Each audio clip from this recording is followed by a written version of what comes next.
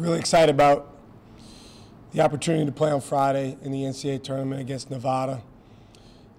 This has been, for us as a team, a season unlike any other. Been through a lot of twists and turns. Our guys have really fought and battled and found ways to reinvent themselves. And now, here we are in the NCAA tournament, playing against a terrific team in Nevada. So, for us, we're super excited about what's next, but at the same time, we know at this time of year, in order to advance, you have to find a way to be the best version of yourself, and that's what we'll work on being between now and Friday. Questions? So, when you and I talked after the game, did you really feel like you weren't in, or did you think, yeah, maybe? I didn't know. I mean, I've been around this long enough to know there's always surprises on Selection Sunday, and I've also been around it long enough to know that we're all biased towards the teams that we are a part of and that we follow most closely. So sometimes your view is a little bit slanted. I thought we had a really good chance of being in. I thought the West Virginia game at home was one we really needed to have, and our guys did a great job of going to get it. How would you assess your drill? They're a terrific team. I've seen them on TV a couple times. The Martin twins, two of their better players, Caleb and Cody, known those guys for a long time. We recruited them at VCU. They ended up going to NC State and then transferring to Nevada. Obviously, starting tonight, we'll dive into the tape and we'll watch closely. They've got an elite offensive team. Just looking at their numbers and watching them play a couple times on TV, they've got tremendous size on the perimeter. I mean, they can put lineups out there where there's really nobody under, 6'5", 6'6". So we'll certainly have our work cut out for us defensively, guarding them. And between now and Friday, we'll really get to know, the things that they do on both ends of the floor. But again, we got to remember that the most important thing for us is to be the best Texas that we can be. Do you expect Mo to be free of any limitations, restrictions, anything like that? Or? I sure hope so. We practiced today, and it's like how much you put him out there because he can play, and so he practiced for about 30, 40 minutes, and then we said, okay, that's enough, big fella. You go shoot. Because the last thing we want to do is anything that makes him move backwards. But, yeah, I believe, knock on wood, if the game was tomorrow, that he would be able to go play a lot more minutes than he did the other day. They play 30 or 40 out of an hour workout or hour and a half? We went for about 75 minutes, 80 minutes. So we went about half, a little less than half. Chuck, I'll ask you what I asked some of the players. These guys had a lot of reasons to lay down at various points this year. They didn't. And the fact that they're at a place that they're still expected to do something like this, get to the tournaments, right? Yep. Just overall, what's your feeling? Relief? Just how do you feel that despite everything else done, you made it to this point? The number one prevailing emotion, I think I speak for the vast majority of our program, is we're excited about the opportunity. Those of us that were here last year know what it's like to not be a part of the big dance and not even be close. And so today at 5 o'clock, there was some nervousness in the room. We watched the show in here, and the way they revealed it, you guys probably watched. It's alphabetical order, so you see this team didn't make it or that team didn't make it, and you feel pretty good. But then there was a bunch of teams that were close to us in alphabetical order. So when we saw Texas, the guys went nuts, and they were really excited, and that's the way it should be. Because obviously there's a standard here to, at the very least, make it to the tournament. But at the same time, with the season that we've been through and with the twists and turns that our guys have undergone, we should really be excited about making it, and then most importantly, we should really want to do something with it.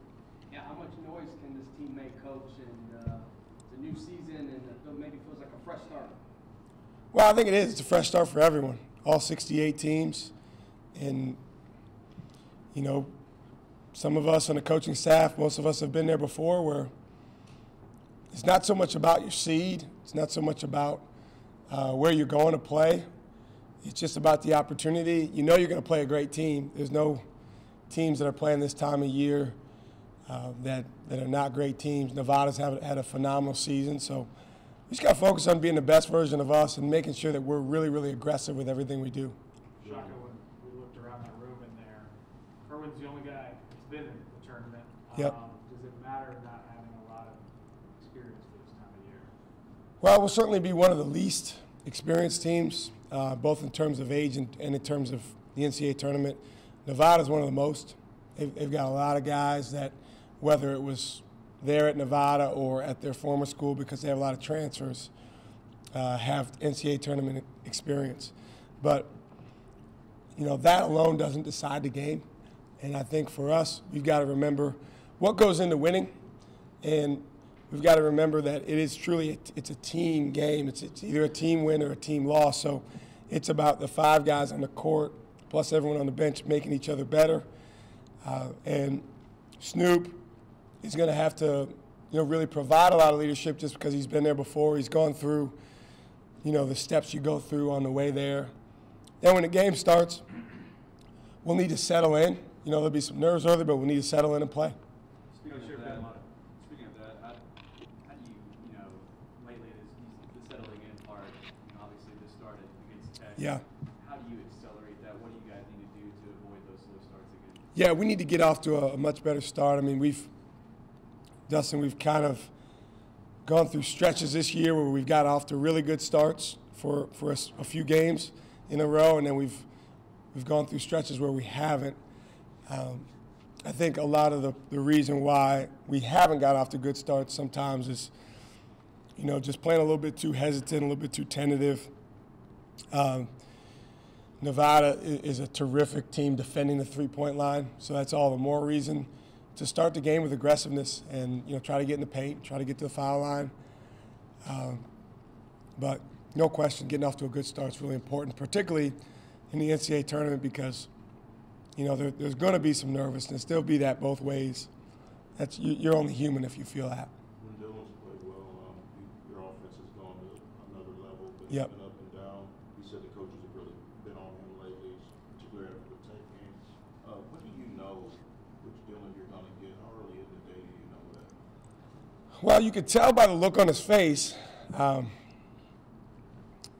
And, you know, we're just trying – I tell him all the time, you know, Dio, lead the way and your play will follow. But sometimes when he gets really worried or anxious about his play before some of the other stuff, you know, he gets a little hesitant. We just – you know, and it's my job. I gotta find a way to get him to be aggressive and just let loose, let his hair down, you know, call it whatever you want to. But yeah, you could tell when the kind of the look he has if he's worried or timid. That doesn't work. Coach, how confident were you that you guys would avoid one of the play-in games in Dayton, or were you surprised at y'all? I thought it could go either way. I thought, you know, the last couple of days there's been some upsets that have taken bids away. Davidson won today. And then I forget, there was another one recently. So with each one of those, you know, your margin for error is smaller. But I thought we would be kind of right there on the border.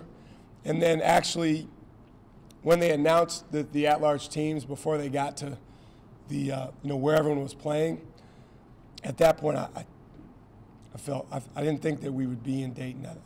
I thought there was enough teams that you know, probably would be there as opposed to us. You think anybody got screwed by being left out? I'm not really focused on that, Kirk. We made it, so, you know. Oklahoma State, maybe? Well, I think our league is such a really competitive and balanced year in our league, particularly after Kansas. That, you know, certainly would have loved to see an extra team or two get in. But you also understand that the NCAA selection committee only has a certain number of at-large bids to give out, and I know they spend a lot of time figuring out who the most deserving teams are. So we're just excited with our opportunity. Can you win this thing? We're going to focus on winning on Friday. That's where all of our focus is. The one thing I do think, though, just watching, we were in here watching, and we were announced relatively early, our bracket, and then just watching some of the, you see some of the matchups, and it's like, there's a chance for there to be a lot of upsets. There's a chance for there to be a lot of, teams beating other teams that maybe some people don't think would happen. It's just one of those years in college basketball. For you personally, what have these last few weeks been like? It seems like you guys have been hit with one thing after another, and you're trying to play your way to the NCAA tournament. What's all that been like? Well, I've just been trying to stay focused on my New Year's intentions, actually, Dustin. At the New Year, I said there's 3 things I was going to really, really try to do. And, sometimes when it gets a couple months into the year, you get away from that stuff. But one of those intentions is probably one of the more important ones is just to do my very best to try to be about the things that I ask our guys and my daughter to be about. I think sometimes as coaches, we'll tell the guys, hey, be in the moment, or respond, or focus on your teammates or the people around you. But then as coaches, we don't always do a great job of living that. So that's really been a guidepost for me, over the past few weeks as all this stuff's been going on, and as we've been in this fight to try to make it to today. At this stage, it seems like y'all are going to be without Eric going forward. Are you able to provide any sort of update or anything on that? There's not really any update. He's working through with our compliance department, the process. He's still here. He's practicing with our team. He's going to school. He's not going to be, leaving school right now or anything like that. But there's really no update. Now, with that said, obviously some other guys have stepped up in his absence. One of them being Jacob, obviously. Yeah. What's that been like to see him? Sort of a guy that's always really confident, obviously, but sometimes a little chaotic. Just kind of get it together. He's a trip.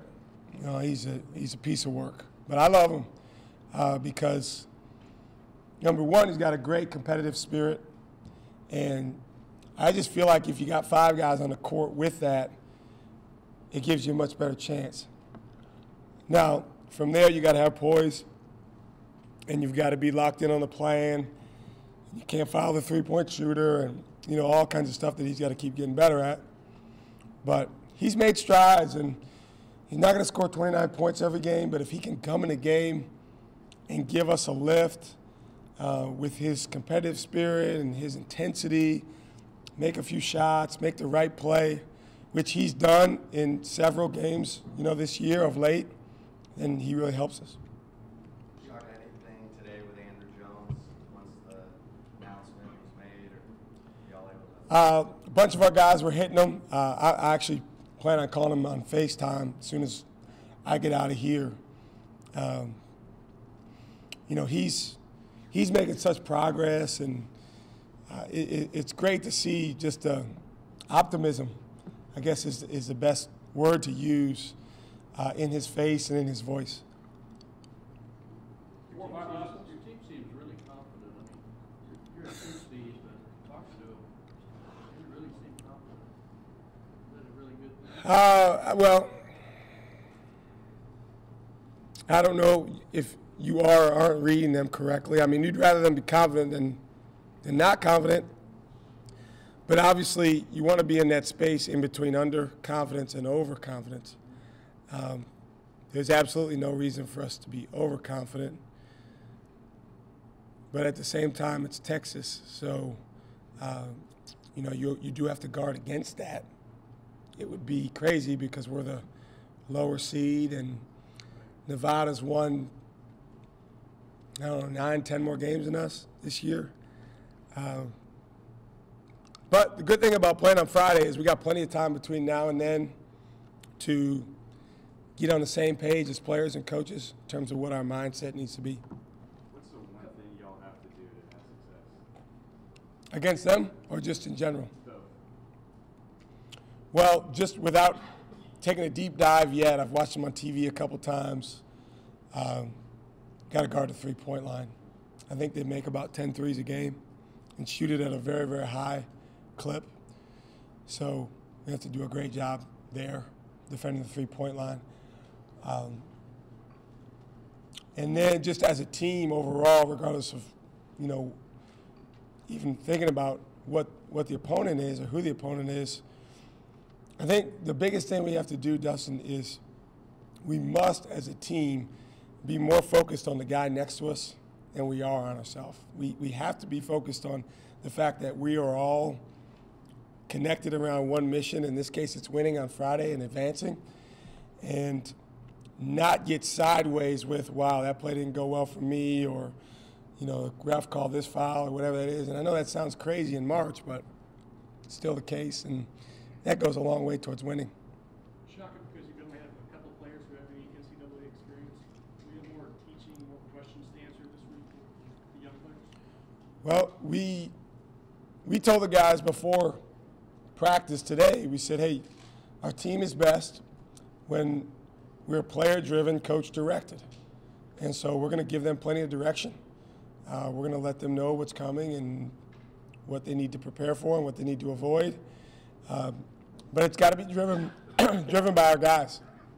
And if our guys want to defend every second in a stance, obviously at our urging and coaching, and we'll be better. If we've got to every second remind them of that, we won't be as good.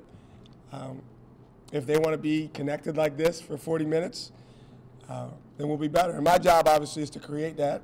And I'm really appreciative of having the chance to do that job, because last year at this time I didn't. The tournament week is different than game week. Tournament week is different than a normal game week. Oh, yeah, it's different just from the standpoint of, today's Sunday, we don't play till Friday.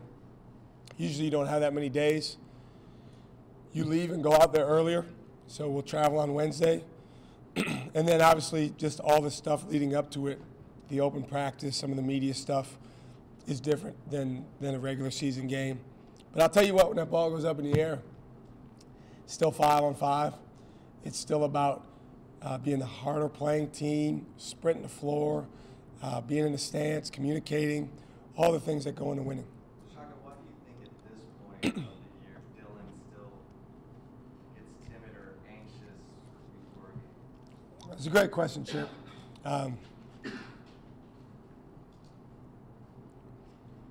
I think, actually, ironically, it's because he wants it so much. So I think sometimes when you hold on so tight and you want a certain result so bad, and his intentions are good. He wants it because he wants to help the team. But it's easy for it to become what we call an avoidance goal, where you go from playing to go be your best to playing to keep from messing up or keep from not being your best. And that's a fine line with him. And it's something that we've been working on, honestly, since last year when he was sitting out. So we'll stay at it, and he's been very open-minded, and I think all these experiences hopefully will really help him down the road. But now the most important time for them to help him is Friday whenever we play. Thanks all. Thank you, Coach. Thank you, guys.